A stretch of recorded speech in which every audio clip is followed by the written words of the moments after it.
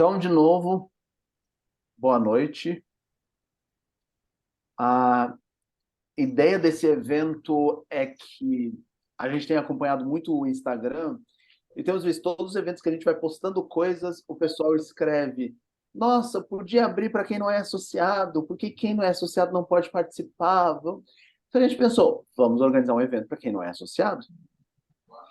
E a gente já organizou isso no primeiro semestre e a gente está pensando, por que não repetir a cada semestre, no começo de cada semestre, se bem que aqui entre nós o segundo semestre já começou faz tempo. Mas no começo de cada semestre, a gente fazer alguma coisa para quem é associado e quem não é. E seguir a fórmula que a gente usou da primeira vez.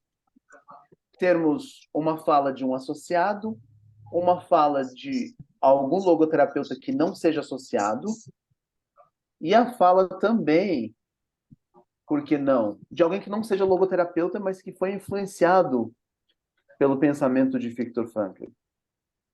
Então, nós fizemos esse evento justamente pensando nisso. Aí tem uma série de coisas que eu queria comentar com vocês. Ah, hoje, mais cedo, uma amiga minha postou nas redes uma história que eu já conheci, a maioria de nós já conhecemos, né? Que é a história de Esther.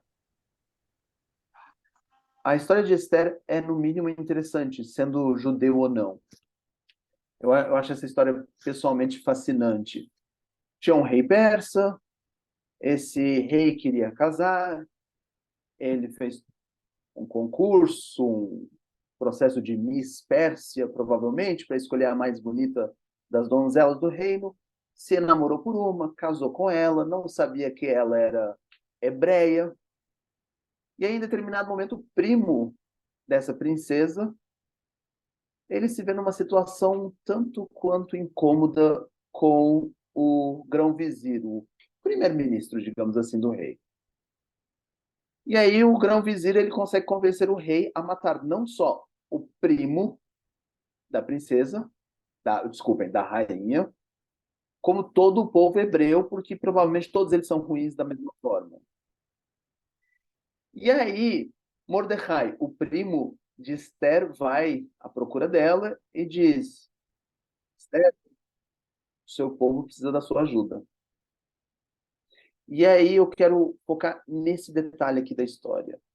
Mordecai vai à procura da prima, que agora é rainha, e diz: o seu povo precisa de ajuda. Aconteceu uma situação injusta e você, como rainha, precisa intervir. E Esther basicamente disse algo como: o que eu tenho a ver com isso? Vocês procurem o melhor caminho para resolver. Essa foi a primeira reação de Esther. Obviamente não com essas palavras, mas algo nessa linha. E Mordecai faz um discurso que eu acho um dos discursos mais lindos da história, ou das histórias, porque a gente nem sabe se essa história realmente aconteceu do jeito que é relatado. Mas isso pouco importa.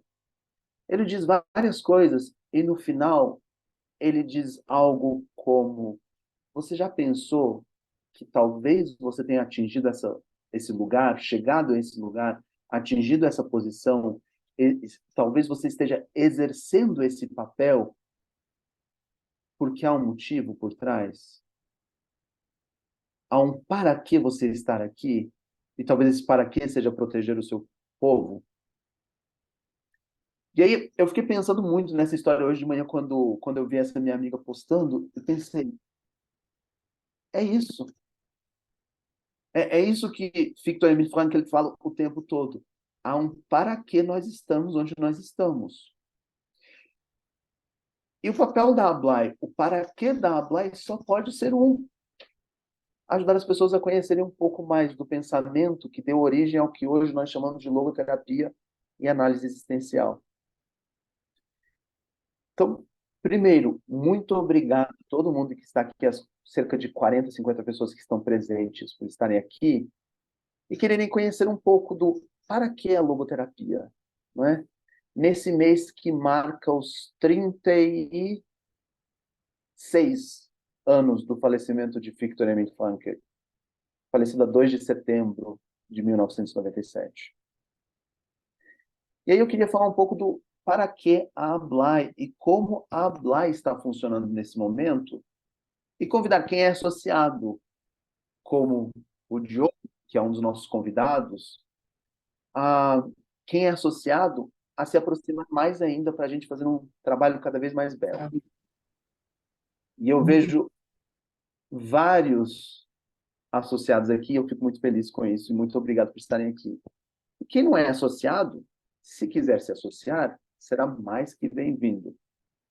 E se quiser ser um amigo, é também bem-vindo. Quais são os lugares, as coisas que a Blay está organizando neste momento? Vou passar para vocês algumas informações sigilosas. Nos dias 18, vou colocar aqui os dias, ou as noites para vocês. Nas noites de 18 de outubro, 8 de novembro, 21 de novembro, 29 de novembro e 6 de dezembro, nós teremos eventos. Porque, de novo, qual é o papel da Ablai nesse processo, né? Então, no dia 18 de outubro, se vocês já quiserem anotar, mas não se preocupem que em breve nós vamos passar essas informações nas nossas redes também.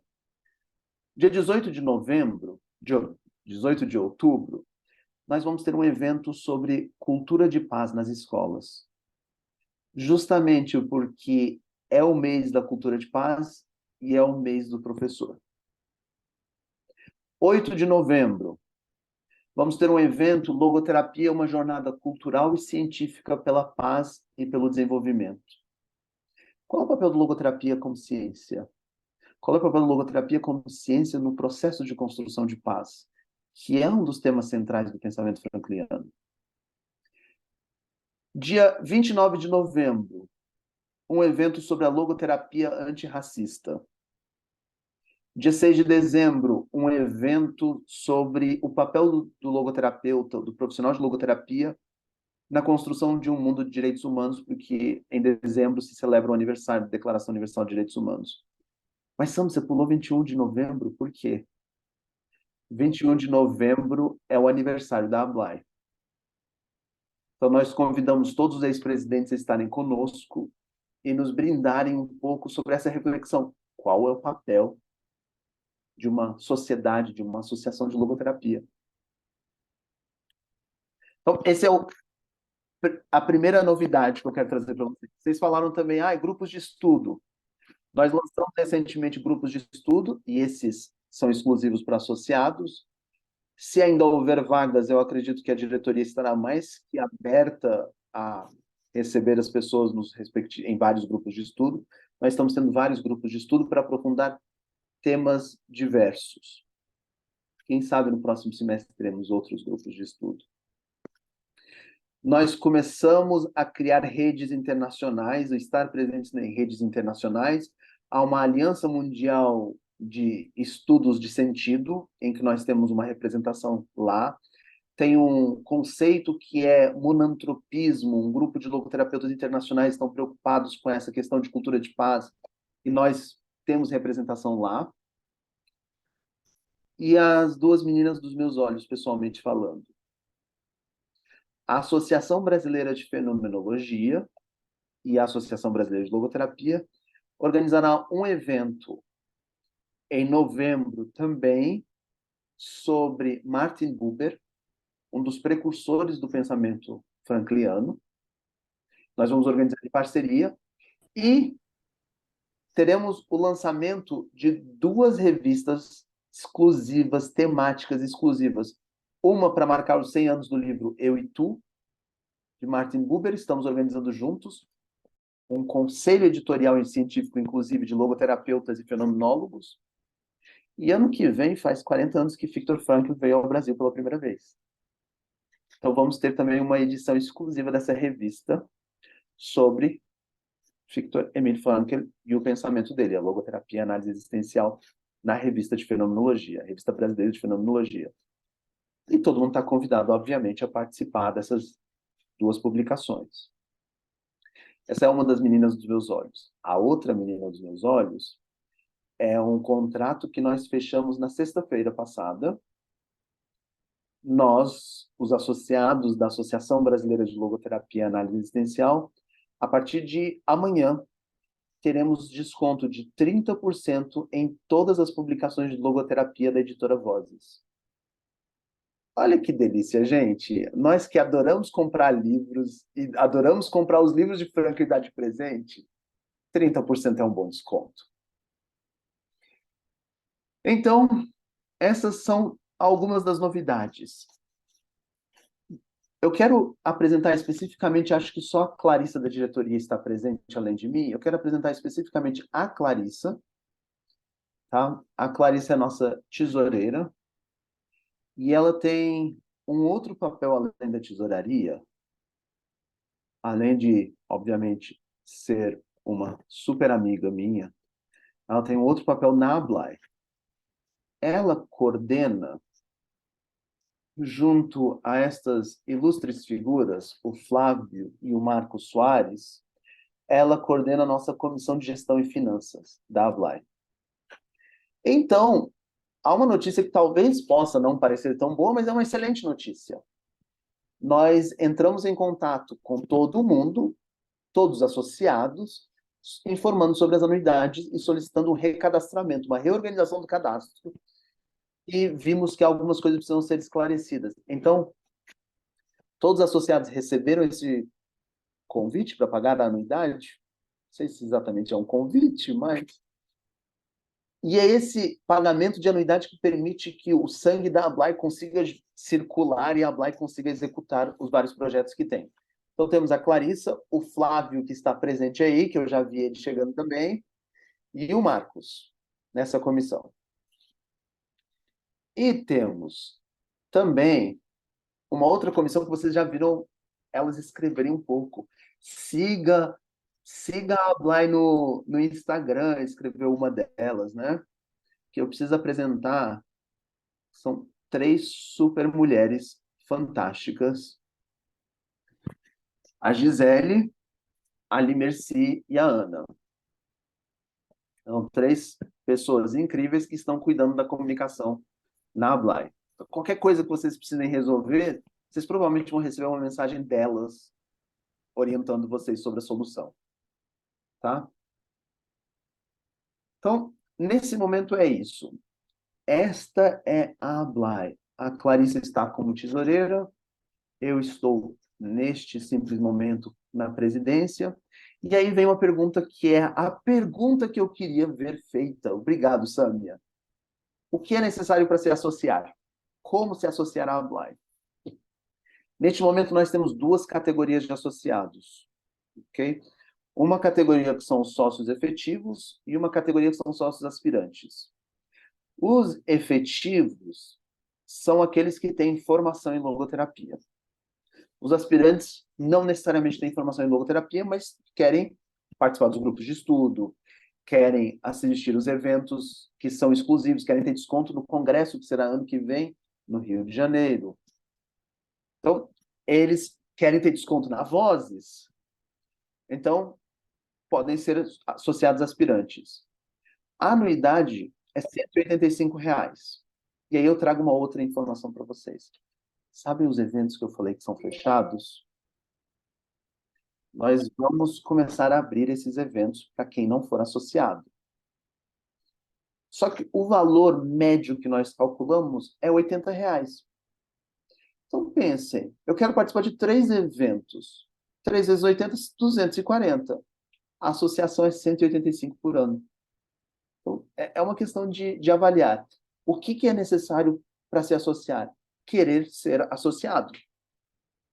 Pagar anuidade e participar dos eventos, obviamente. Porque senão não serve de nada pagar anuidade. Nós vamos abrir para novos associados daqui a mais ou menos um mês e meio, não é, Clarissa? Correto? Já confirmo. Ok. Aí depois, se for o caso, escreve no bate-papo também. Minha sugestão: sigam a Ablai no Instagram, vejam as coisas que estão acontecendo e procurem no próprio Instagram. E aí, uma das pessoas da equipe da comissão de comunicação responde. Se houver alguma dúvida, a Clarissa e eu podemos auxiliar, ou até uma outra pessoa. A nossa maravilhosa vice-presidente, Lorena, acaba de entrar. Ela também nos pode auxiliar nos processos. Boa noite, Lorena. Boa noite. Olá. A, Olá a todos. a Luana pergunta se a anuidade é uma vez ao ano.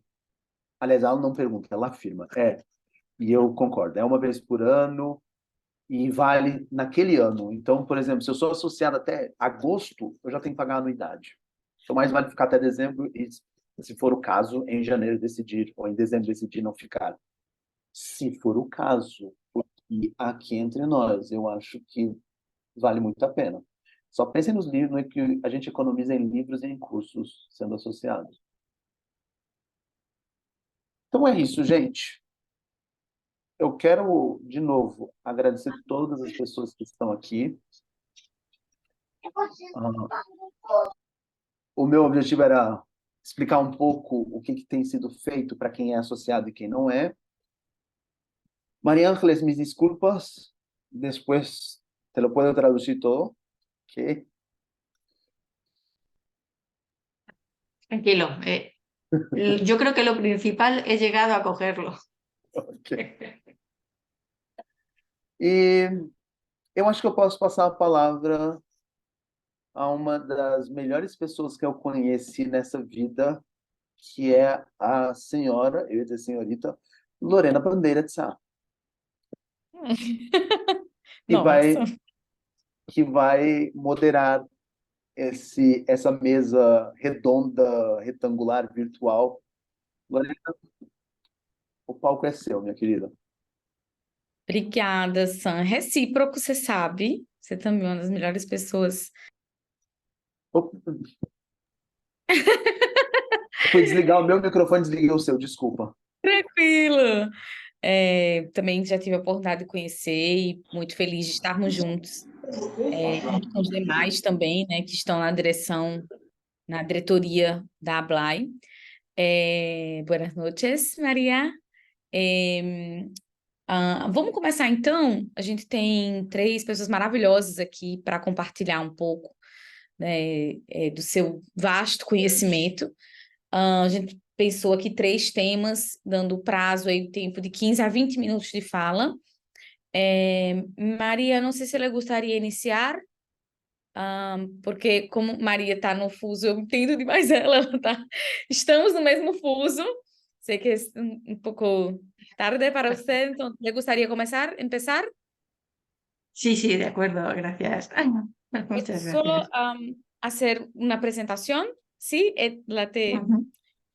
Bueno, então, Maria Ángeles está aqui, muito obrigada por sua disponibilidade de estar aqui. Então, ela vai falar sobre a logoterapia como catalisadora de mudança social. Eu queria brevemente aqui ler seu currículo para todo mundo também estar ciente da sua experiência, né, da sua competência. Ela é doutora em filosofia e ciências da educação, orientadora de aconselhamento de educação durante 35 anos, experiência em transtorno de espectro autista, terapeuta de orientação centrada na pessoa rogeriana pela Universidade Pontifícia Comilhas, logoterapeuta pela Associação Logoterapêutica Italiana, psicoterapeuta pela Federação Espanhola de Associações de Psicoterapeutas, membro fundador e presidente da Associação Espanhola de Logoterapia, a ESLO, e diretora da revista Nous, trabalhos de investigação empírica sobre o sentido de vida nos diferentes processos vitais e livros também publicados em logoterapia. Então, muitas gracias por estar conosco e agora está aberto para você. Muchas gracias a Blae y en especial a Sam por esta invitación que también me saca de la zona de confort lingüística, pero que podría decir que quien tiene un para qué en este momento aquí diría, acepta el cómo y entre todos vamos a ir viendo cómo hacemos. La primera vez que Sam me comentó la posibilidad de participar en el encuentro y estaba muy ilusionado con el tema de la logoterapia como catalizadora del cambio social, me quedé pensando sobre ello. Ahora en septiembre también estaba este interés y evidentemente en esto intentaré centrarme un poquito. Entonces, tal vez para facilitar el encuentro, aunque hable en español, igual podría compartir pantalla y así las diapositivas, pues con el canal auditivo se refuerza con el visual. Vale. Entonces, no sé si estaré habilitada. Sí, ahora sí. Vamos a Jason. ver. Sí, sí, está habilitado. A ver, aquí. ¿Se ve entonces? Muy bien. Sí. De acuerdo. Bueno, pues al empezar a pensar sobre este tema, enseguida vino a mi mente pues la definición de catalizador, ¿no? Que estimula el desarrollo de un proceso, algo o alguien que está estimulando un proceso. Entonces, desde ahí me planteaba, ¿se puede decir que la logoterapia estimula el cambio social? Y incluso una pregunta tal vez previa sería, ¿desde dónde podríamos hablar en logoterapia de cambio social? Y bueno, pues realmente no entraría en una concepción sociológica, sino que respondiendo a este cuestionamiento he buscado bases de los conceptos logoterapéuticos y venía esa concepción de mundo como el espacio histórico-cultural en el que la persona intenta realizar junto con los demás la propia existencia, creando una comunidad más humana. Es una concepción de mundo que afirma el sentido de la vida y en la vida, ¿no? Por ejemplo, en esta cita del libro de Búsqueda de Dios y Sentido de la Vida, leemos: el mundo es, en su instancia más profunda y última, un mundo de posibilidades, de sentido y de valores que están esperando ser realizados por nosotros en el lapso de tiempo que llamamos nuestra vida. Entonces, el ser humano, como ser en el mundo, no solo lucha por la vida, sino también por el contenido de su vida. Y decimos que la conducta humana es realmente humana en la medida en que significa actuar en el mundo, mostrando la libertad y responsabilidad, porque eso es lo que manifiesta esa dimensión que va más allá de la esfera del organismo psicofísico. Estamos situándonos en la libertad del ser humano, que tiene en su base la capacidad de autodistanciamiento, y en la responsabilidad, que tiene en su base la autotrascendencia, ¿no? Esa capacidad de apertura para dirigirnos al encuentro del sentido y de los valores y poder realizarlos. Porque podemos decir que existir humanamente es responsabilizarse. Y encontraríamos ya en los escritos de juventud de Viktor Frankl estas definiciones en relación con la responsabilidad, que creo que pueden hacernos pensar bastante, ¿no?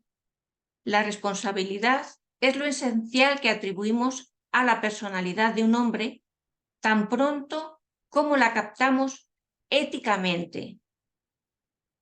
Y el ser humano que ha tomado conciencia de su responsabilidad está de alguna manera obligado a valorar justamente a partir de esa responsabilidad. Es decir, la antropología de Frankl está concibiendo al ser humano como un ser en relación, ¿no? Como ya también Sam nos ha estado haciendo esta anotación antes. Es un ser abierto a la trascendencia y pone al tú en primer plano. Entonces, en estas dos caras de la moneda que siempre decimos, ¿no? En logoterapia, libertad y responsabilidad como las dos caras de una misma moneda, de alguna manera, desde la autotrascendencia, estamos viendo la responsabilidad como central, en el foco.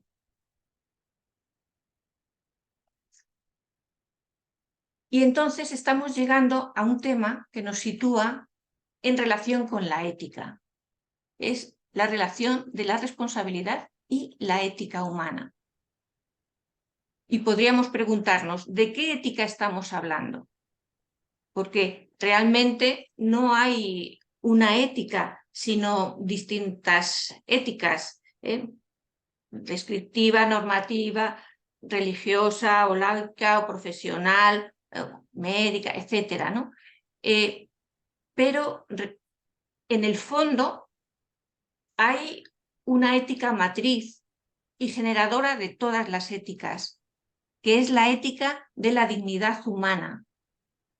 Esa dignidad humana que emana de esa dimensión de lo espiritual, de esa libertad y la autotrascendencia, de esa conciencia Logoterapia, eu vou colocar o fone. con la profundidad del inconsciente espiritual. Esa ética que nos sitúa en la responsabilidad por el sentido y los valores.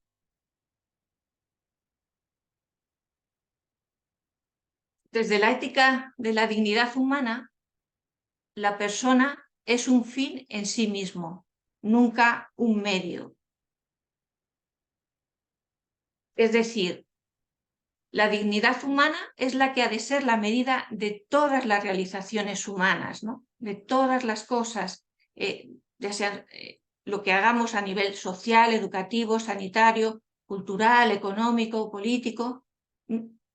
Todo ello encuentra su auténtico sentido en la promoción de la persona, de todas y cada una de las personas.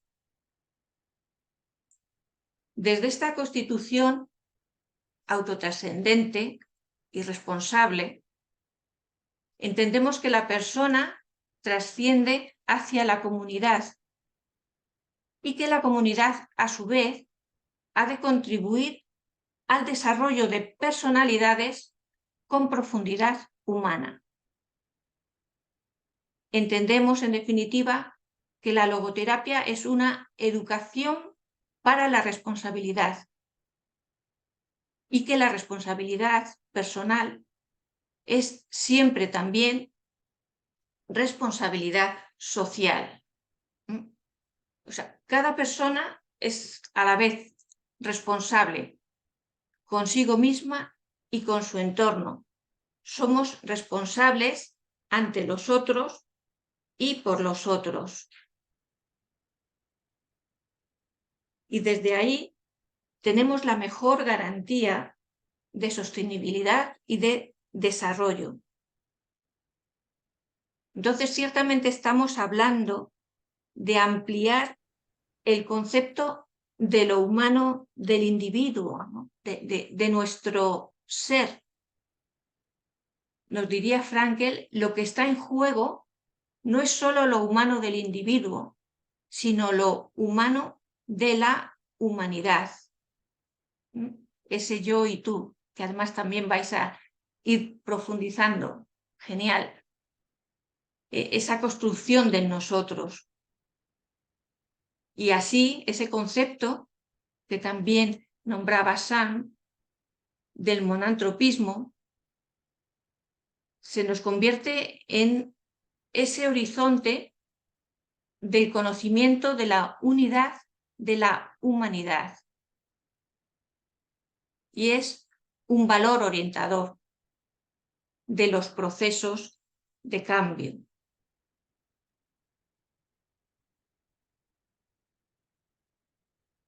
Es decir, la autotrascendencia nos sitúa en lo que podríamos llamar la responsabilidad colectiva planetaria.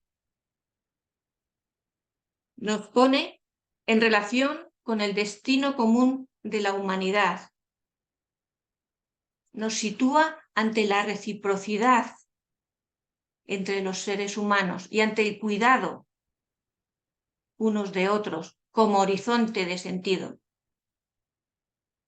Y ello, desde luego, con la concreción que cada persona desde su conciencia hace por su singularidad y también en función de esas situaciones concretas, específicas que vive. Es una corresponsabilidad por la promoción saludable de las personas y las comunidades. Y esto me trae a la mente la definición que nuestro amigo Jerónimo Acevedo hace de la salud como el desarrollo del ser en su esencia y sentido. Desarrollo de la persona y de todas y cada una de las personas. Este concepto de salud desmedicaliza y desbiologiza la salud y la sitúa en contextos éticos y sociales. Es decir, la logoterapia, desde el pensamiento de Frankl, quiere la rehumanización de las disciplinas. Y en lo concreto, decía que el Homo patiens necesita un medicus humanus. Aplicándoselo a sí mismo, hay algún corto por ahí en internet que podemos encontrar que dice que cuando era pequeño, tenía 3 o 4 años, ya quería ser médico y lo ha logrado, pero que sobre todo siempre ha querido ser una buena persona y que eso lo ha estado intentando siempre y lo seguía intentando. Nos habla de la medicina y la psicología necesitadas de una rehumanización y que si quieren reemprender el camino de esa rehumanización han de tomar en serio la autotrascendencia. Estos planteamientos, evidentemente, son aplicables a todas las disciplinas, a todas las ciencias del hombre.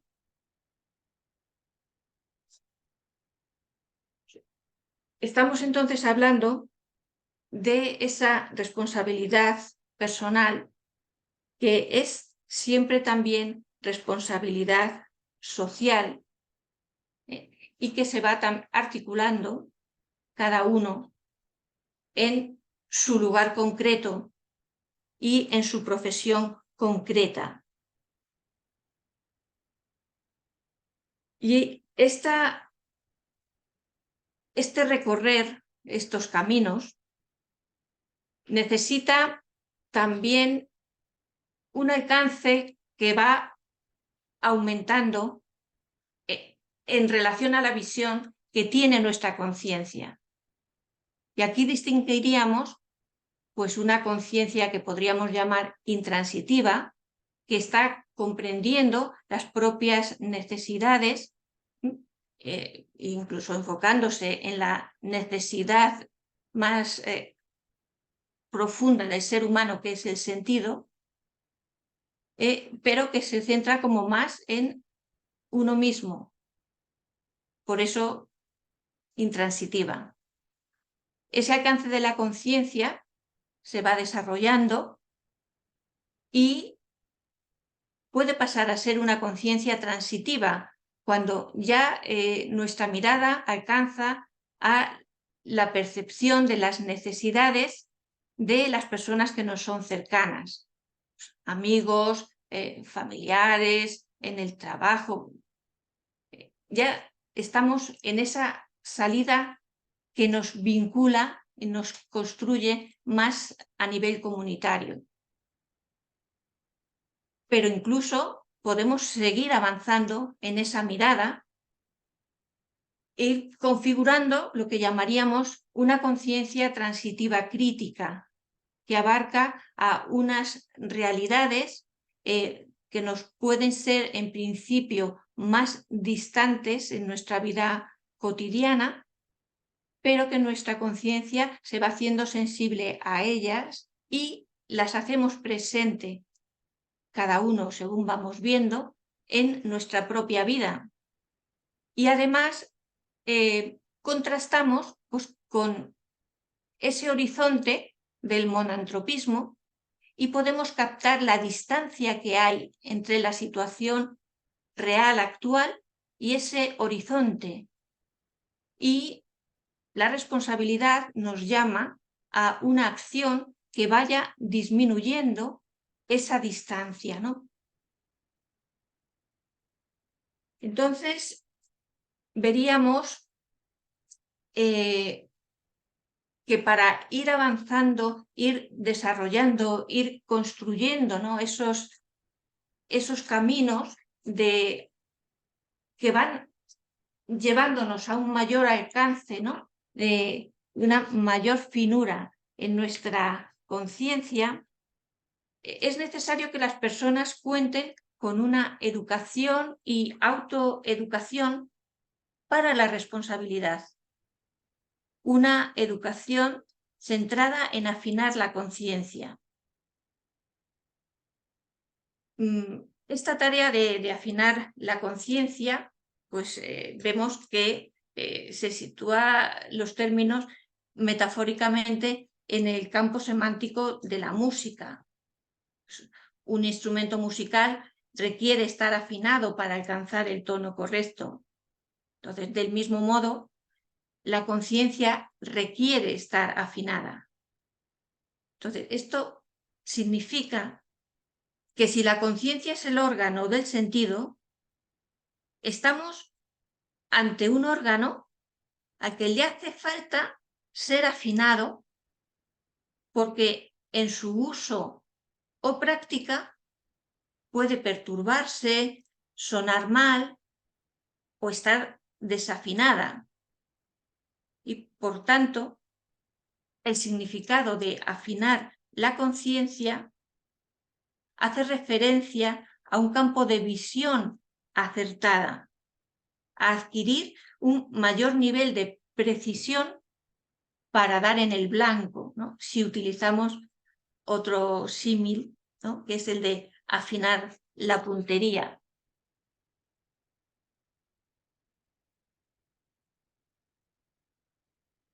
Y entonces así iríamos a la finalidad de la educación. Es afinar la conciencia, ¿no? Esa es la finalidad de la educación, ayudar a las personas en el proceso de perfeccionamiento de su conciencia individual para descubrir los sentidos inherentes a cada situación de la vida. Ese proceso que nos ayuda a ampliar la mirada y, por tanto, a reducir nuestras carencias valorativas. Por ejemplo, si yo estoy al lado de una obra de arte del barroco y no lo aprecio, no es que eso no tenga un valor, es que yo tengo una carencia valorativa. Si mi conciencia se va formando, pues acabaré también reconociendo ese valor. Y es una educación que nos lleva a la acción. Somos un ser siendo en la acción. Ahí es donde nos desvelamos verdaderamente quiénes somos cada uno. Entonces, hablaría de unos principios metodológicos esenciales en relación con la educación. Y el primero, desde luego, es la centralidad de la dignidad de cada persona. Y esto se concreta en el respeto de la conciencia personal en su proceso de búsqueda de sentido. Y nosotros acompañando o estando en el proceso educativo, o cada uno en su profesión, necesita establecer un auténtico diálogo. Y es otro principio metodológico esencial en la educación, me parece que es esa construcción comunitaria con un enraizamiento histórico. El mundo no nace conmigo, yo he recibido y desde ahí, en este presente, construyo responsablemente en relación con el pasado, en el presente y también orientando al futuro. Es una construcción comunitaria y con enraizamiento histórico. Y como principio metodológico también sería la inclusión de comprender la realidad en su forma genuina, es decir, una actitud fenomenológica, la realidad como es, al margen de mis ideologías, de mis intereses, de mis prejuicios, no es despojarse de ello para ver la realidad en la medida en que podemos verla, ¿no? También entraría la valoración personal y, en último, como consecuencia, la actuación coherente en la realidad. Sería una metodología clásica de ver, juzgar y actuar. Entonces, desde ahí, como que se me hacían evidentes algunos retos de especial importancia. El primero, entonces, en relación con el conocimiento de la realidad, estaría la búsqueda de la verdad realmente y la veracidad personal, ¿no? Y esto lo pongo a cuando se construyen o construimos relatos ideológicos utilitaristas y se realiza una ingeniería social. Es la importancia de la mirada y de partir de los hechos. Esto no quiere decir que no existan perspectivas de lo real, pero sí que tenemos que cada persona partir de ese despojarnos de esas otras cuestiones más ideológicas o de prejuicios o de otras índoles, ¿no? Es un diálogo sincero y humilde, un auténtico compartir, es una convivencia de iguales que no es una mera yuxtaposición de ideas o unión de simpatizantes, es decir, estar buscando la verdad, cada uno aportando desde su visión, desde su perspectiva, con autenticidad, ¿no? Por tanto, llegamos como a ese segundo reto de relación de la persona con su centro íntimo, para poder escuchar las necesidades de lo real, las necesidades personales, sociales, ecológicas, etc. Necesitamos tiempo de interiorización, de autoconocimiento, descubrimiento del sentido en la vida en cada situación concreta. Tercer reto sería un compromiso auténtico, ¿no? Comprometerse con autenticidad. Con la acción aprendemos a conocernos y vamos configurando nuestra existencia. Y el último reto que destaco es la incorporación de la dimensión comunitaria en los procesos formativos.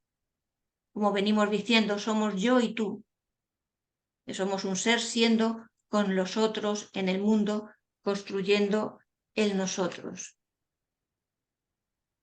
Y ya a modo de síntesis, hablaría de la necesidad de una formación personalizadora que se sitúa en una asidua y rigurosa disciplina intelectual. Estas es unas palabras que utiliza Daniel Brufone, que me parecen muy concretas y muy iluminadoras, desde esa actitud fenomenológica.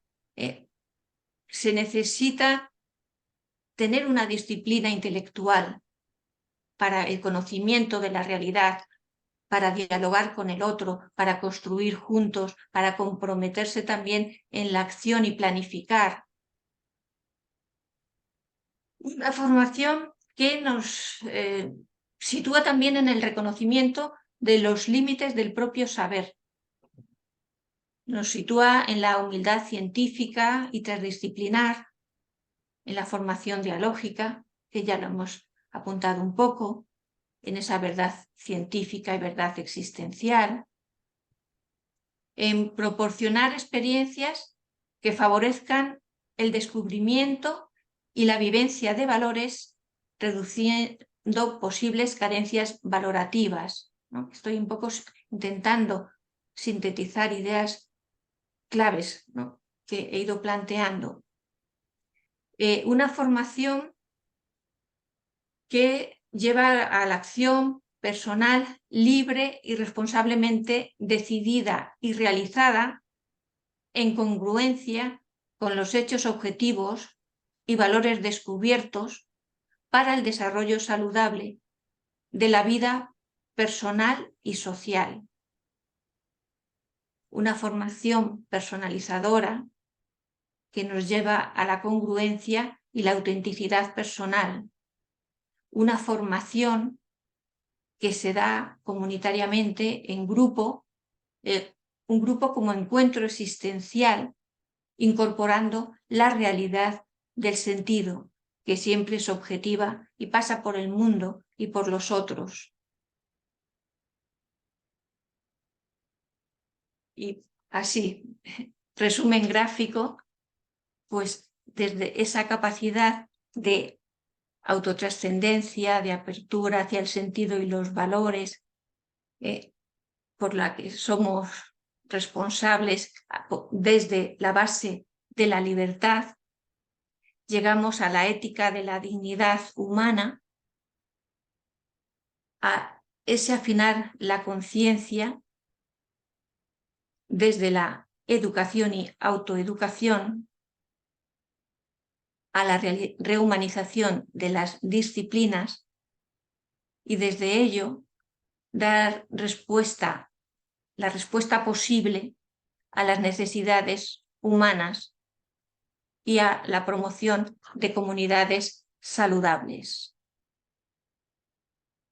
Muchas gracias por la atención y el esfuerzo. Y bueno, pues quería también terminar diciendo que el libro que escribí en el 2000, luego se ha traducido al portugués, está disponible gratuitamente. Sam lo tiene, está circulando por Portugal, también por Angola.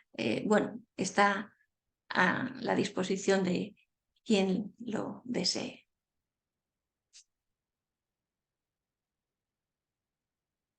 Muchas gracias. Muito obrigada. Muitas graças, Maria. Que fala maravilhosa, né? Nos lembrando a importância da responsabilidade, da comunidade, em tempos em que a gente vivencia de forma tão individual, tão individualista, na verdade, trazer uma mensagem para lembrar-nos da nossa importância numa sociedade, contribuindo para uma sociedade monantrópica é fundamental.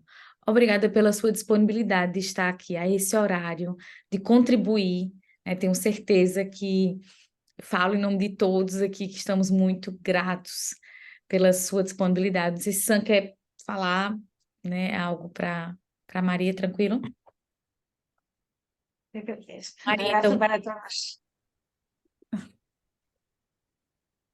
Eu tinha me prometido que eu não ia falar, Lorena. eu que chamei. Bueno, específicamente, María Ángeles, para mí es un honor estar en Ablay y escuchar tu voz, y no digo solo la voz que sale de la garganta, sino tu voz interior que se manifiesta, porque, bueno, para mí ha sido y será siempre mi profesora de logoterapia. Tú y Leticia, si no fueran por vosotras dos, yo no estaría aquí. Entonces, muchísimas gracias por todo y por esa plática maravillosa. Muchas gracias. A ti, Sam. Gracias. Obrigada. E fica à vontade, sei do seu horário, do fuso, então fica muito à vontade, né? Vou passar a palavra, então, agora para o nosso segundo convidado, Luciano Alves, está aqui conosco, vai falar sobre logos e espiritualidade. Eu gostaria também de fazer aqui a leitura do seu currículo. Então, Luciano é sócio fundador da Caminhos Vida Integral e da editora Vida Integral, ex-diretor de Metodologia e Novos Negócios do IPOG e ex-diretor de Conteúdo e Facilitação do Franklin Covey Brasil. Autor dos livros Ser ou Não Ser, Nossa Dramática Encruzilhada Evolutiva, e a segunda, simplicidade, bem-estar e produtividade na era da sabedoria. É também graduado em letras, tendo realizado a primeira tradução no Brasil da edição completa de Folhas de Relva do grande poeta norte-americano Walt Whitman.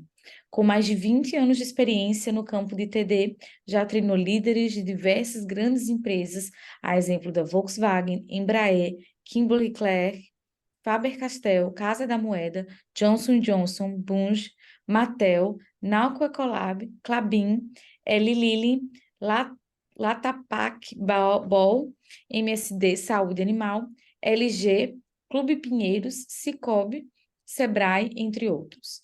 Foi responsável pela transferência de know-how entre a Franklin Covey e a empresa Abril Educação para a implementação no Brasil do programa O Líder em Mim, que já foi implementado em centenas de escolas brasileiras. Trabalhou mais de 2 décadas no terceiro setor, desenvolvendo projetos educacionais como Real Beleza. Tem o MBA em Liderança e Gestão Organizacional e é especializado em gestão de organizações sem fins lucrativos pela Universidade de Berkeley. Aos 17 anos, foi recordista mundial estudantil de natação nos 100 metros borboleta, em Lille, na França. Seu assunto de maior interesse desde a época do esporte é o desenvolvimento do potencial humano, visto por diferentes perspectivas: filosofia antropológica, psicologia, sociologia e tradições espirituais. Seja muito bem-vindo, Luciano, muito obrigada pela sua disponibilidade e deixo espaço, então, um tempo de 20 minutos de fala. Ok, Lorena, muito obrigado. Sam, obrigado pelo convite. Estão me ouvindo bem? Só para checar, tá tudo certo, né? Eu sou fui nadador, pessoal, mas hoje eu sou um peixe um pouco fora d'água, né? Dentro deste evento, né? Porque eu não sou logoterapeuta. Eu queria agradecer ao Sam pelo convite, né? Porque eu realmente sou muito entusiasmado, eu poderia dizer entusiasta de todo o pensamento de Viktor Frankl. Sou um seguidor de Viktor Frankl, sou um admirador de todos vocês, porque eu acho que um logoterapeuta é alguém interessado naquilo que é mais belo do potencial humano. Então, eu queria dizer o quanto eu admiro o trabalho de vocês, a contribuição de vocês ao mundo, às pessoas que tanto precisam. Eu estive em alguns eventos já de logoterapia. Em São Paulo, esse ano, por exemplo, estive 2 dias num evento internacional e foi incrível ouvi-los falar. Eu sempre fico, assim, absorto, como foi agora, com a professora falando, foi maravilhoso, né?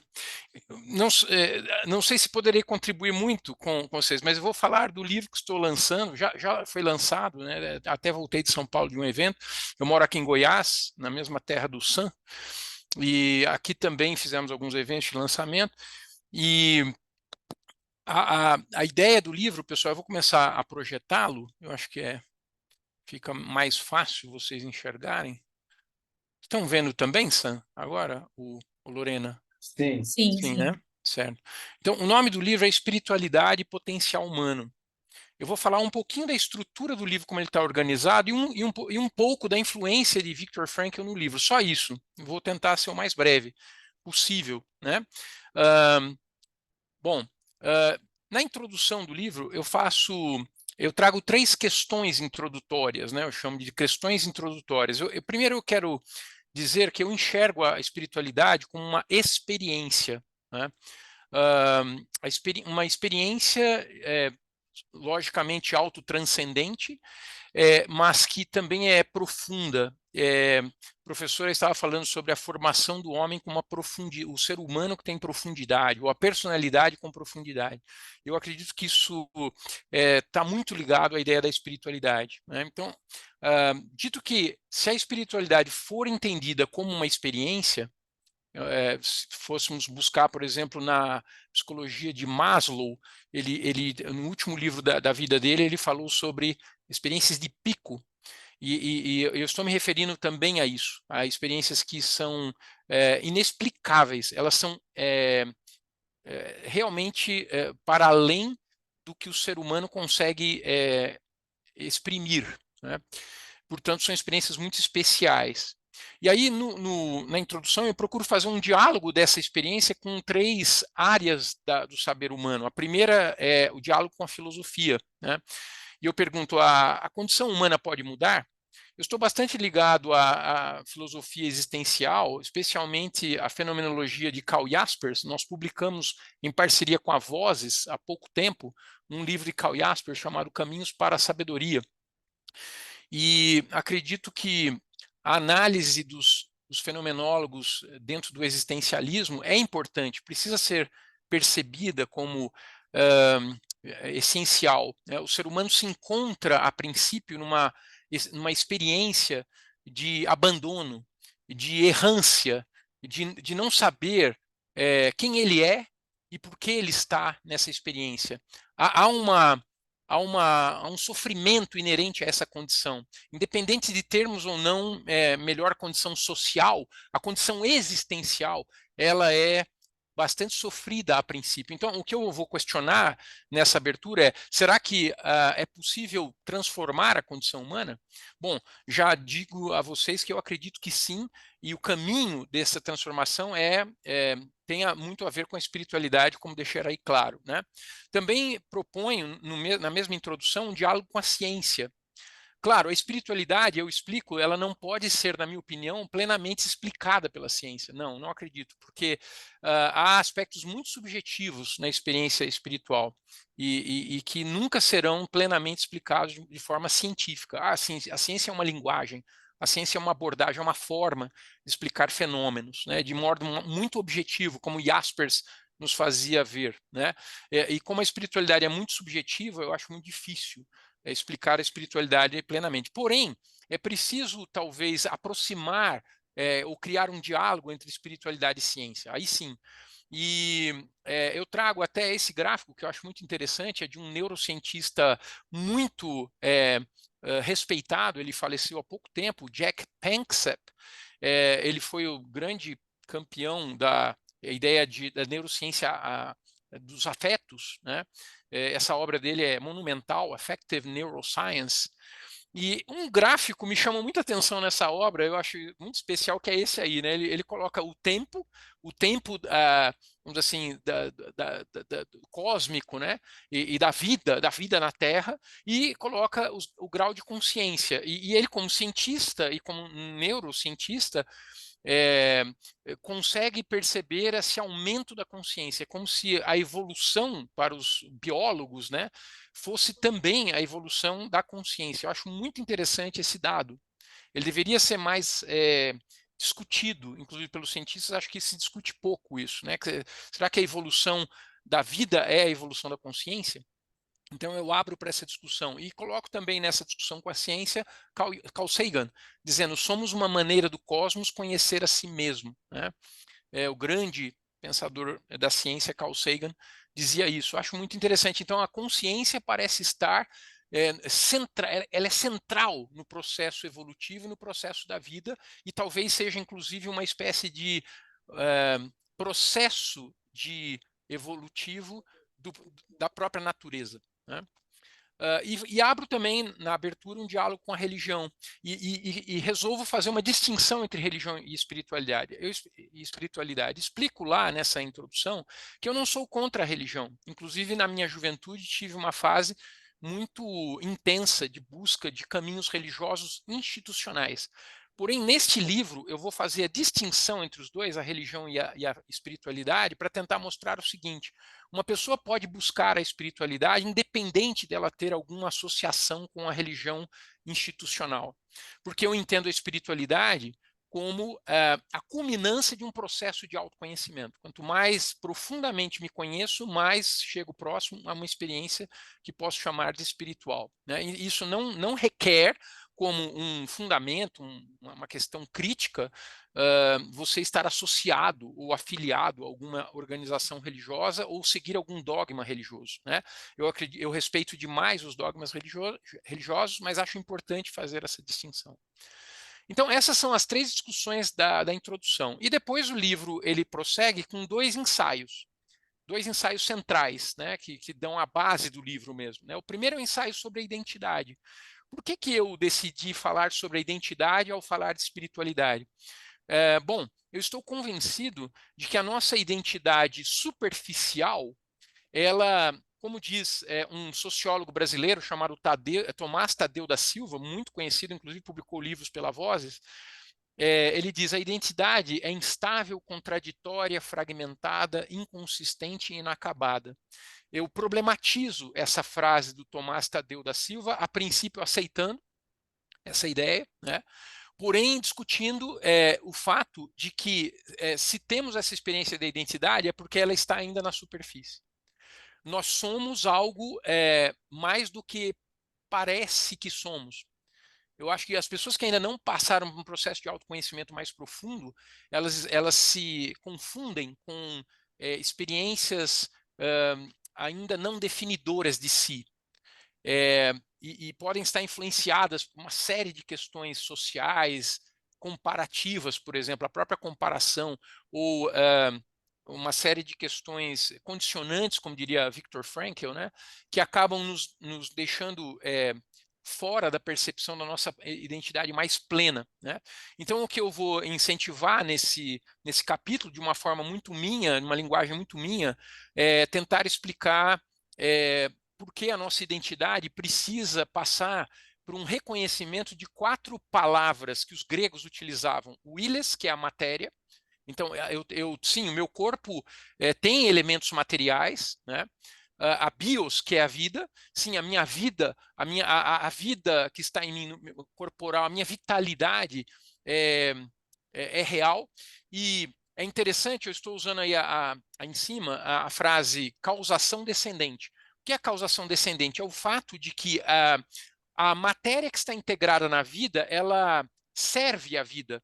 A matéria que está integrada na vida, ela obedece à vida. Então, por exemplo, meu corpo fisiológico é vida, né? Quando eu me levanto, todos os átomos que estão no meu corpo, os átomos da matéria, levantam-se com ele. Eles não têm como evitar isso, né? Quer dizer, isso é chamado de causação descendente. Significa o fator mais complexo contém o fator menos complexo e orienta esse fator. Então eu digo que a terceira palavra grega é o nous, que é o pensamento, seria o aspecto mais mental, pessoal, né, do eu, da minha identidade. E sim, através do pensamento eu posso orientar a vida. É interessante isso, né? Eu posso ter um impulso vital, algum tipo de impulso que eu considero por exemplo, antissocial, e controlar esse impulso a partir do pensamento, dos meus valores, né? De valores conscientes. Então, sim, o pensamento contém a vida e a matéria. Mas a quarta palavra é muito importante, eu utilizo no mesmo sentido em que Heráclito de Éfeso usava na filosofia pré-socrática, que é o logos, né? Para Heráclito, o logos era, e essa é uma visão bem heraclitiana mesmo, era uma espécie de linguagem cósmica, ou também uma consciência cósmica. Ele dizia que essa consciência cósmica está imanente em todos nós. Bom, eu acredito que enquanto o indivíduo não despertar para esse logos pessoal, para esse logos imanente em si, esse logos que é cósmico em si, ele não chega à experiência da espiritualidade. Mas quando ele chega a essa experiência do logos espiritual, então essa espiritualidade passa também a conduzir o seu pensamento, a sua vida e a sua matéria. Então há uma causação descendente aí. O espiritual contém o pensante contém o vital contém a matéria, mas o todo harmônico no ser humano se completa quando nós despertamos esta identidade profunda, que é uma identidade essencialmente espiritual. O segundo ensaio, que termina o livro, é um ensaio sobre a linguagem, né? Eu falo sobre a linguagem como uma forma de construir uma consciência espiritual. Eu sou formado em letras, gosto muito da literatura, especialmente de poesia. A Lorena, quando me apresentou, disse, por exemplo, que eu traduzi Folhas de Helva, do Walt Whitman, no Brasil. Eu amo a poesia, e especialmente Fernando Pessoa, Walt Whitman são autores da minha predileção, né? Bom, então a linguagem, eu a vejo como realmente esse logos imanente em todas as coisas. Encontrei linguagem em toda parte que estudei. Encontrei uma linguagem na matéria. Quando você tem, por exemplo, H2O, você tem uma dança de partículas, né, na água, e ali há uma linguagem, né, uma linguagem de conexão entre esses átomos, né? Existe uma linguagem na vida, o DNA é uma central de informação, é uma linguagem que orienta a própria existência vital. Existe uma linguagem humana. Estudei muito isso desde a minha graduação, e sou fascinado pela nossa capacidade linguística. Quem já estudou um pouco da neurociência, da psicologia da linguagem, da linguística, com nomes como Noam Chomsky, por exemplo, sabem do que eu estou dizendo. A linguagem é fascinante. E, na minha opinião, o ser humano é um verdadeiro milagre, né, na sua capacidade linguística. Fato de que numa única operação simples, né, nós podemos ter várias possibilidades de conexão entre as letras, entre as palavras, entre as frases, entre as orações. Praticamente Galileu percebeu isso quando nós estamos no contexto da linguagem, estamos em contato com o infinito, porque há infinitas possibilidades de combinação entre esses blocos de linguagem, que são as letras, as palavras, as frases, as os textos, né? E mais além disso, no nível do significado, não só do significante, né, nós temos a fala de Lacan, de que toda palavra tem sempre tem sempre um mais além. Sustenta muitas funções, envolve muitos significados. Atrás do que diz um discurso, há o que ele quer dizer, e atrás do que ele quer dizer, há ainda outro querer dizer, e nada nunca será esgotado. Então eu falo que é o infinito vezes o infinito, né? O infinito da superfície significante vezes o infinito da profundidade dos significados, né? Então, o ser humano dotado de linguagem pode elevar, na minha opinião, essa linguagem através de um impulso dos valores, os valores que nos puxam para o nosso desenvolvimento humano, né, a chegar a uma linguagem que eu chamo de linguagem dos anjos. O final do ensaio da linguagem, eu digo assim, o que seria a linguagem dos anjos? Na minha opinião, é aquela linguagem que nos coloca em contato com a nossa identidade espiritual. Na verdade, nós precisamos desconstruir uma parte da linguagem prática, apenas pragmática, para poder chegar a essa linguagem mais espiritual. Nós vivemos um mundo tão pragmático que muitas vezes as pessoas não podem sentir que a linguagem é um veículo para a sua própria espiritualização. E eu termino, né, um dos pontos quase finais aí do livro, eu digo isso, olha, todos os existentes são expressões contraídas do ser, a meu ver. Em cada existente, Deus está encenando um papel reduzido de si mesmo. Acredito profundamente nessa ideia de que tudo que vive, tudo que se expressa, da matéria até o humano, está infundido no Logos, que é também a fonte do sentido, né? Bom, essa é basicamente a explicação do livro, né? Eu vou dar um curso sobre esse livro em outubro, que vai aprofundar um pouco mais o assunto. Aqui foi realmente muito rápido, né, essa explicação. E eu queria, Lorena, se fosse possível, antes de eu sair, a gente fazer um sorteio de um exemplar do livro. Mas antes eu queria só dar um dado a respeito da presença de Frankl no livro, né? Eu contei 9 citações explícitas de Viktor Frankl no livro, que tem 240 páginas. Eu faço 9 citações explícitas. Algumas páginas que são inteiramente, vamos dizer assim, baseadas no pensamento do Viktor Frankl. Há uma menção velada a Frankl quando eu falo sobre a questão da identidade, e eu faço a crítica ao que os nazistas faziam nos campos de concentração, tatuando um número no braço do prisioneiro, e eu coloco justamente o número que foi o número de Viktor Frankl. Então eu faço várias menções a Viktor Frankl, sejam elas veladas ou explícitas. Falo, por exemplo, sobre o passado como um modo de gerar sentido, do homem como o ser que busca a realização de valores. Falo muito sobre o inconsciente espiritual, que na minha opinião é esse logos que nos puxa para a espiritualidade. Falo sobre a linguagem que, vamos dizer assim, nos ajuda a encontrar a nossa identidade espiritual, e cito Frankl. Falo muito sobre a autenticidade como um fruto desse processo de espiritualização.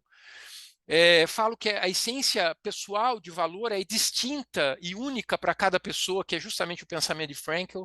Falo sobre a liberdade e a responsabilidade que emergem nessa espiritualização.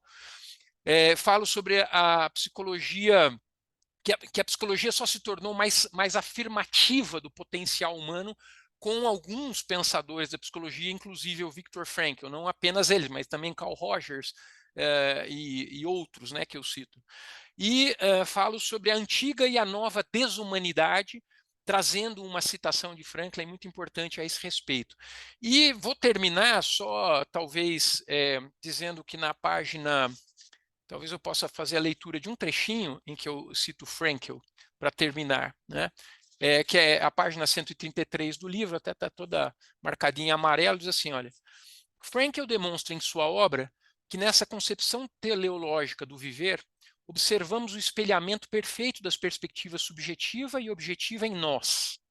O sentido da vida é que o ser humano realize sua essência na existência. Trata-se da realização do eu, o sujeito, através da construção de um mundo, o objeto.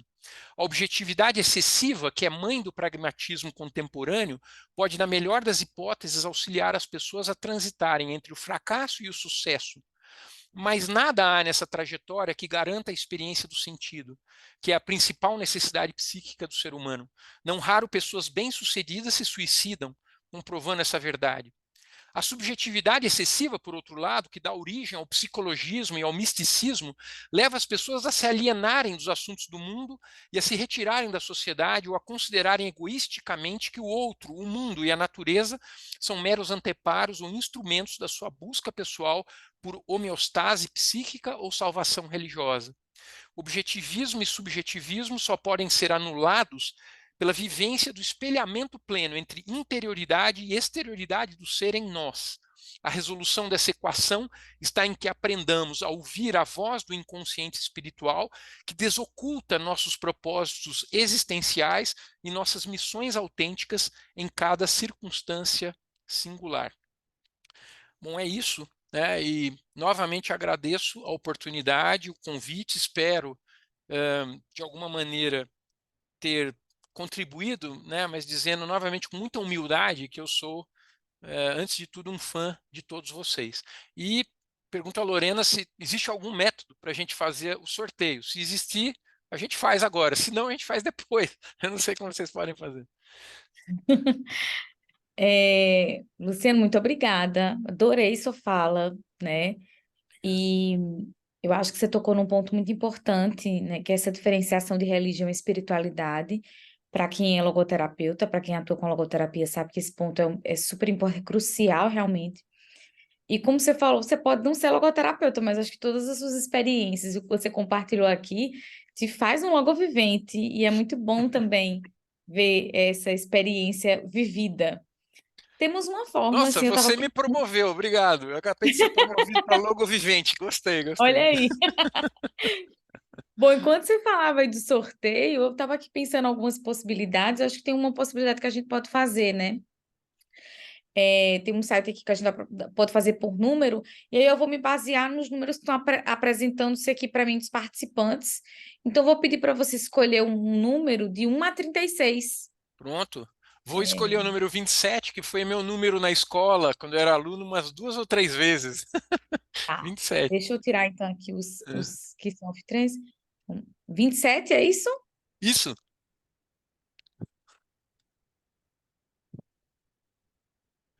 O livro já está. Me perguntaram onde pode comprar o livro. O livro pode ser comprado através do site da Caminhos Vida Integral, que é a nossa empresa, mas também através da Amazon, se alguém preferir, né? Nós estamos aqui já com a segunda edição na Caminhos Vida Uhum. Integral. E eu posso autografar. Então, lógico, se preferirem, é o melhor caminho. É só por Caminhos Vida Integral, vocês vão encontrar na internet. Legal. Bom, pela minha lista aqui, o número 27 é a Patrícia Damiana, do Rio. Pati, você foi sorteada. Como é que a gente pode fazer, então, para articular, Luciano, para fazer essa Se entrega? você, se você me ajudar, Lorena, você manda para a gente os contatos dela. Então, são três, nós precisamos de 3 dados para fazer o envio via empresa, né, de logística. O endereço, o nome completo, o endereço completo com CEP, um telefone Uhum, de referência caso haja algum extravio e o CPF. Pronto. uhum. O Sam pode me mandar isso, a gente já faz toda a logística sem custo para ela. Receberá na Tá, casa ok. dela, autografado. Maravilha. Tá bom? Pati, se puder, manda para mim, então, os dados, tá? Seu nome, um CPF e um endereço de referência, tá? Para a gente fazer esse encaminhamento. Obrigada, Luciano. Muito obrigada pela fala. Maravilhosa. E vamos passar, então, para o nosso último convidado da noite. Último, porém não menos importante, né? Muito obrigada, Diogo, por estar aqui presente. Diogo vai falar, então, sobre o sofrimento como oportunidade de realização humana no pensamento de Viktor Frankl. Então, vou ler aqui o currículo do professor Diogo, psicólogo, mestre e doutor em psicologia clínica pela Pontífice Universidade Católica de São Paulo, especialista em logoterapia e análise existencial clínica pela Sobral, professor no curso de psicologia da Universidade de Mogi das Cruzes, São Paulo, e também pela Pontífice Universidade Católica de São Paulo, a PUC. Diogo, muito obrigada pela tua disponibilidade. O tempo de fala é para você de 20 minutos. Fica à Obrigado, vontade. eu que agradeço, Lorena, prazer te rever, uma alegria enorme te rever, te encontrar. Sam, também agradeço a você pelo convite de nos encontrarmos aqui com pessoas muito importantes, muito especiais nesse caminho que todos nós compartilhamos, cheio de desafios, mas também marcado por muito sentido. Eu fiquei bastante mobilizado quando Sami fez o convite para nessa noite refletirmos algumas questões a partir de um eixo comum, né, que encadeou as falas tanto da Maria Angele e também como do Luciano, que é justamente a proposta de olhar para o Dr. Viktor Frankl como o homem que pensava alto. Isso ficou, durante algum tempo, ressonando em mim, a ponto de me levar a refletir sobre o seguinte questionamento. Realmente, Viktor Frankl, ele pensava alto ou, na verdade, ele sentia a partir das alturas? Foi a primeira coisa que se passou em mim. E me parece que olhar para uma perspectiva do sentir a partir das alturas é o que encaminha para a possibilidade de um refletir em abrangência. Porque as alturas a que Frankl deteve sua atenção, tanto no campo do sentir como no campo da sua reflexão, refere justamente a uma não posição hierárquica. Não pensemos em alturas no sentido de uma extensão, mas sim alturas no sentido de uma abrangência, como ele mesmo destaca em algumas de suas obras.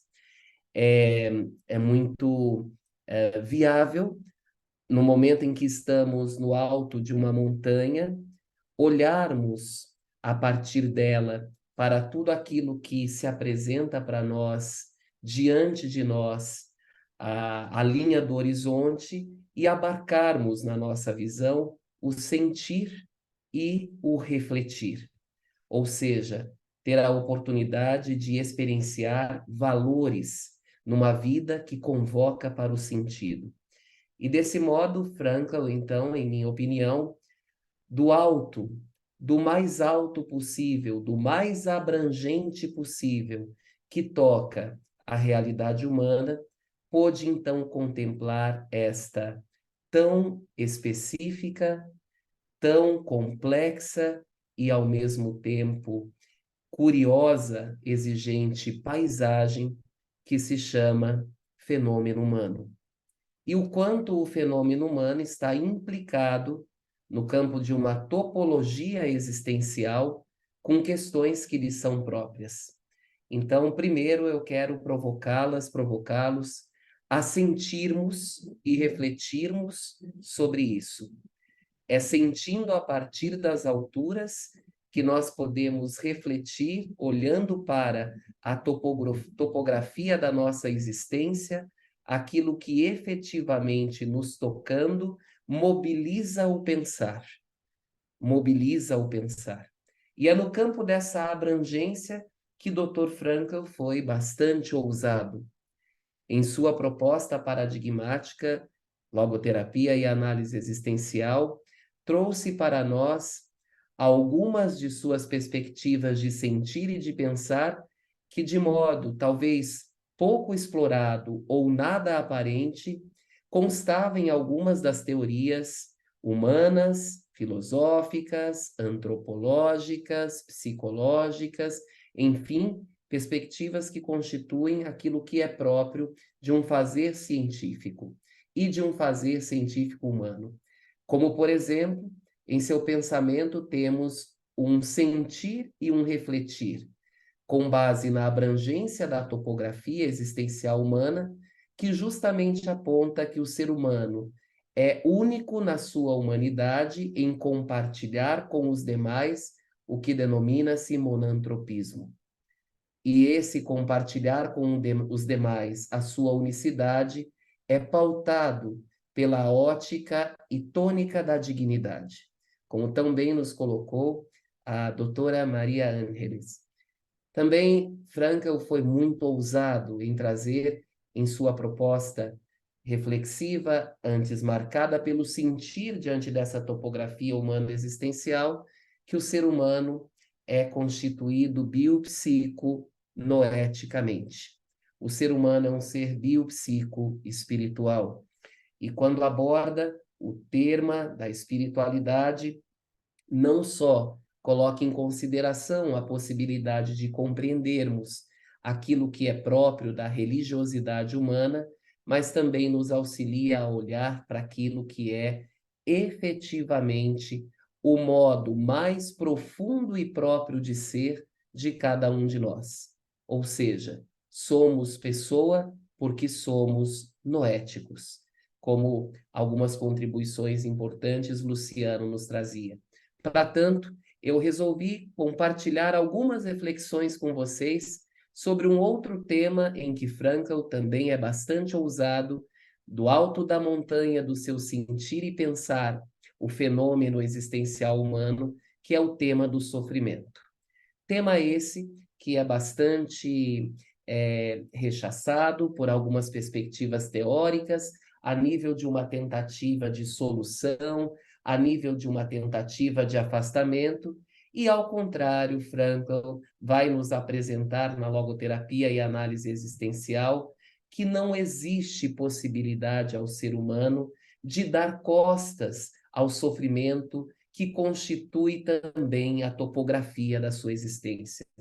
O ser humano é tanto mais pessoa, quanto mais responde às urgências de sentido do seu sofrimento. E à medida que pode responder às urgências de seu sofrimento, com o sentido que lhe cabe, o ser humano, então, tem a oportunidade de absorver, de receber da sua experiência como sofredor aquilo que tanto mais o transforma como pessoa. Então, o meu intento aqui é ajudá-los a sentirmos e pensarmos um pouco sobre como o sofrimento é, de modo viável, uma oportunidade de crescimento humano.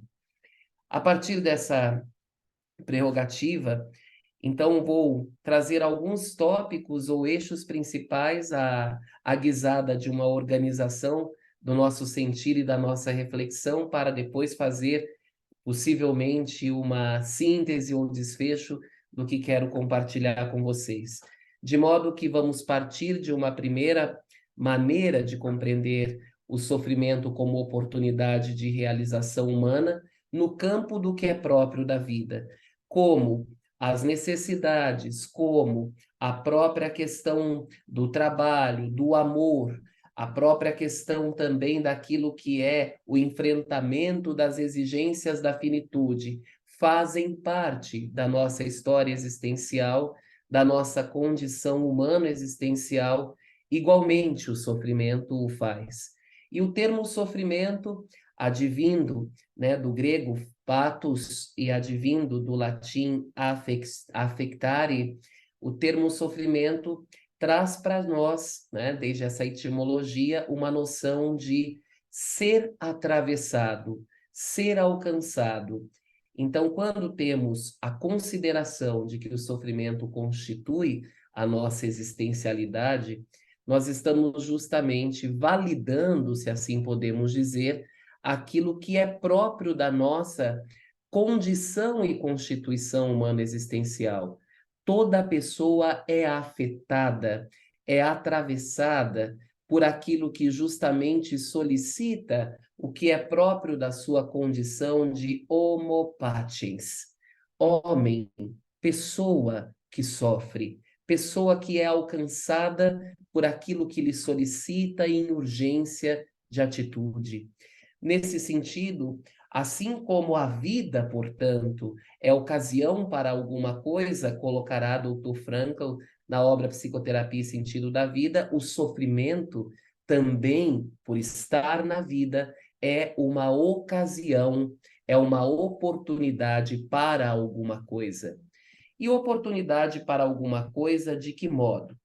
Justamente do modo em que, pelo sofrer ou pela experiência do sofrimento, não um sofrimento autoimputado, não um sofrimento de caráter mais masoquista, mas o sofrimento que é propriamente dado, que floresce no campo da vida de modo inevitável, como constituição da existencialidade humana, é justamente nele que nós temos a oportunidade, segundo o Dr. Frankl, de encontrar o sentido mais elevado, aqui, digamos de novo, abrangente, que potencializa a nossa humanidade. Essa potencialização de nossa humanidade toca num ponto crucial, que é o exercício de valores de atitude. Para o sofrimento, o ser humano está posto, e diante do sofrimento, o ser humano está interposto. Ou seja, para o sofrimento, o ser humano está colocado em desafio. E diante do sofrimento, o ser humano tem a oportunidade de não virar as costas e enfrentá-lo. De cabeça erguida, de modo autêntico à maneira que, encarregado de apresentar uma resposta e uma atitude ao seu próprio modo de afecção da vida, possa justamente recolher o sentido que esse modo de afecção lhe traz. Então, Frankl, ele vai nos apresentar naquilo que a gente pode chamar de uma compreensão ontológica do sofrimento humano, justamente na obra O Sofrimento Humano, de que maneiras, pedagogicamente, como um componente humano existencial, o sofrimento é essa oportunidade para o nosso crescimento enquanto pessoa, enquanto personalidade que somos. Uma das primeiras coisas que Dr. Frankl ressaltará na obra O Sofrimento Humano, a página 305, é que uma das possibilidades que o ser humano detém diante desse fenômeno e condição que o constitui, o sofrimento, é justamente a possibilidade, porque temos essa possibilidade, de evitação do sofrimento. Mas é uma possibilidade fadada ao fracasso, porque não há como retirar de nós a realidade do sofrer inevitável. Ela constitui a nossa condição existencial, uma vez, portanto, que o homem não pode evitar o sofrimento, uma vez que não pode retirar de si e da sua vida a condição de sofrer, cabe-lhe então escolher livre e responsavelmente, como marcava bem a doutora Maria Ángeles, escolher livre e responsavelmente como ele vai sofrer. Eu não posso sair da experiência do sofrimento, mas eu posso escolher como passarei por ela, como irei trilhar esse percurso. Outra característica dentro da proposta ontológica compreensiva do sofrimento humano é justamente a que Frankl detém, que é a condição de o homem, uma vez aceitando o seu sofrimento, deter-se na capacidade de sofrer. E não só deter-se na capacidade de sofrer, mas aprender a sofrer.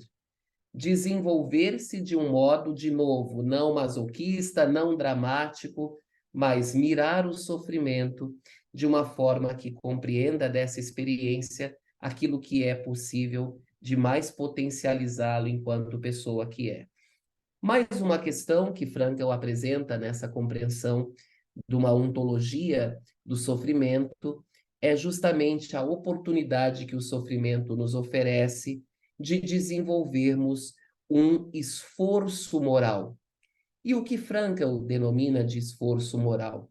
Uma vez que o sofrimento nos coloca postos diante daquilo que é inevitável e exigente, por ser uma situação limite, cabe-nos, portanto, agir. E agir não de qualquer maneira, mas agir do melhor modo possível. Então, o sofrimento também é uma oportunidade para um esforço moral que cabe a todos nós, inclusive escutando a voz da própria consciência, que, como órgão do sentido, nos apontará qual é a direção do brilho do sentido para que possamos escolher ou não por realizar esse sentido, inclusive no sofrimento. Outra característica que o Dr. Frankl nos apresenta numa ontologia possível do sofrimento é o fato de que o sofrimento oferece suporte para que o ser humano cresça. Nós nos desenvolvemos sob o ponto de vista da maturação biofisiológica e psicológica, com base em todos os componentes que integram soma e psique, a condição psicofísica. Na realidade, na dimensão que nos detém sob o ponto de vista da existencialidade, a dimensão espiritual, nós crescemos diante de cada enfrentamento atitudinal a nossos sofrimentos. Então, o sofrimento é a oportunidade de crescimento humano. Por consequência, Frankl caracteriza que o sofrimento também é oportunidade de amadurecimento, oportunidade de avançarmos naquilo que diz respeito à nossa posição diante do mundo, diante dos outros e diante de nós mesmos. Amadurecimento no campo do que é a própria sabedoria. Não só o fato de saber, mas o fato de escolher e às vezes até esperançar, ter de esperar o que é necessário esperar. Frankl também avança em destacar nessa possibilidade de uma ontologia do sofrimento, que uma vez que crescemos e amadurecemos ao sofrer, com a atitude de cabeça erguida, nós também podemos obter algo que o sofrimento oferece a nós na busca do seu sentido, que é o enriquecer-se. O sofrimento faz de nós pessoas afortunadas, afortunadas não da materialidade ou de cifrões, mas afortunadas de riquíssimas experiências que, compondo a nossa existencialidade, a nossa história pessoal, vão nos implementando para que possamos olhar e transferir, por assim dizer, no campo da vida, realizar no campo da vida as melhores escolhas, as mais adequadas escolhas para o nosso existir. E Frankl, dentro dessa compreensão acerca do Homo Patiens, à luz de uma ontologia que é própria do seu pensamento, também vai nos dizer que, com base em todo esse percurso, o ser humano pode evitar o sofrimento, mas também pode aceitá-lo na sua capacidade de sofrer, realizando a atitude como esforço moral, crescendo, amadurecendo, enriquecendo. Frankl vai dizer: o ser humano também pode ver no sofrimento e deter-se a partir dele no campo do seu próprio ser e da sua própria escolha, quando dedica o seu sofrimento em sacrifício. E a dedicação do sofrimento em sacrifício significa justamente entregar, doar. Sacrifício no sentido não de uma posição, de novo, né, marcada por dramaticidade ou desespero, mas sacrifício no sentido de compartilhar a própria vida, entregar aquilo que é possível, inclusive a ótica da autotranscendência, em que eu, sabendo quem eu sou, supero a mim mesmo ao encontro do outro, que me apela para poder compartilhar o próprio sofrer e o próprio viver. Dentro de algumas dessas reflexões, é aí justamente que temos, a nível de cada uma dessas possibilidades e categorias, a proposta de um entendimento no campo do sentir e do refletir, que o sofrimento tem um sentido quando nos leva a nos tornarmos nós mesmos. Quanto mais descobrimos e realizamos um sentido para o nosso sofrer, mais pessoa somos. E o próprio Frankl defenderá isso, à página 30 do livro O Sofrimento de uma Vida Sem Sentido, quando escreve para nós o seguinte, abre aspas: ao cumprir um sentido, o homem realiza a si mesmo. Se cumprimos o sentido do sofrimento, realizamos então o que de mais humano o homem tem. Amadurecemos, crescemos para além de nós mesmos. Precisamente aí onde nos encontramos desamparados, desesperados, quando enfrentamos situações que não se podem mudar, precisamente aí é que somos chamados e nos é exigido mudar a nós mesmos. E ninguém descreveu isso com mais exatidão do que Yehuda Bacon, que esteve em Auschwitz quando ainda era um menino e sofreu de obsessões depois de sua libertação. Relata Yehuda Bacon: vi um enterro com música e um magnífico caixão mortuário e comecei a rir. Estão loucos? Tudo isso por conta de um único cadáver? Quando ia a um concerto ou ao teatro, tinha de calcular quanto tempo era preciso para exterminar, em câmaras de gás, as pessoas ali reunidas. E quantas peças de roupa, dentes de ouro e sacos de cabelos se poderiam juntar. E então perguntaram a Hierro da Bacon que sentido poderiam ter os anos em que passara em Auschwitz. E ele respondeu: quando o rapaz pensava, vou contar ao mundo o que vi em Auschwitz, na esperança de que o mundo se tornasse outro. Mas o mundo não mudou. Agora abro uma chave à minha fala, inclusive depois da pandemia. Fecho a chave.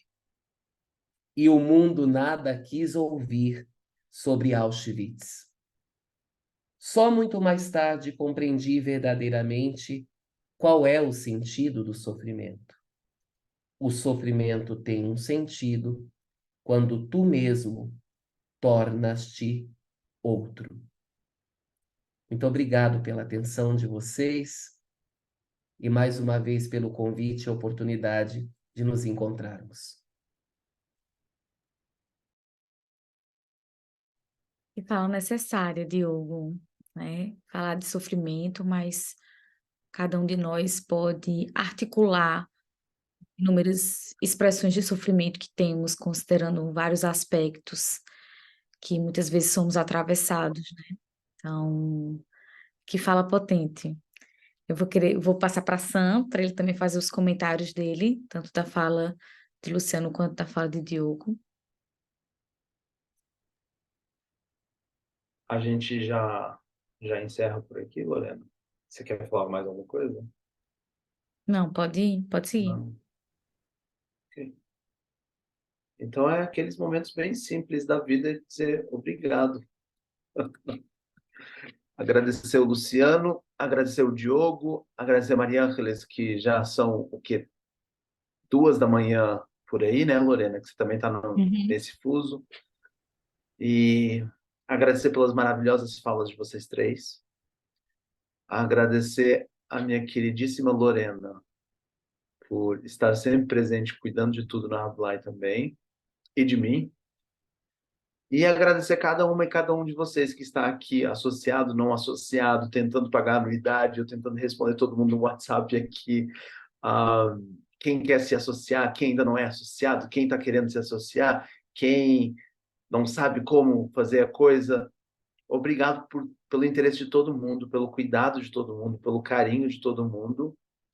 E quem sabe esses encontros virtuais nos encorajem, nos animem para que em novembro do ano que vem todo mundo esteja presente no Rio de Janeiro e a gente se possa ver presencialmente, se abraçar presencialmente, para que a fala do Diogo eu possa parafrasear ou alterá-la um pouco, e ao invés de depois da pandemia nada aprenderam, pelo menos nós logoterapeutas, com a pandemia, espero que a gente tenha aprendido muito. De novo, muito obrigado e até o próximo evento. Ah, a Rayane está aqui também. Rayane é a nossa primeira secretária. Obrigado, gente. Uma boa noite.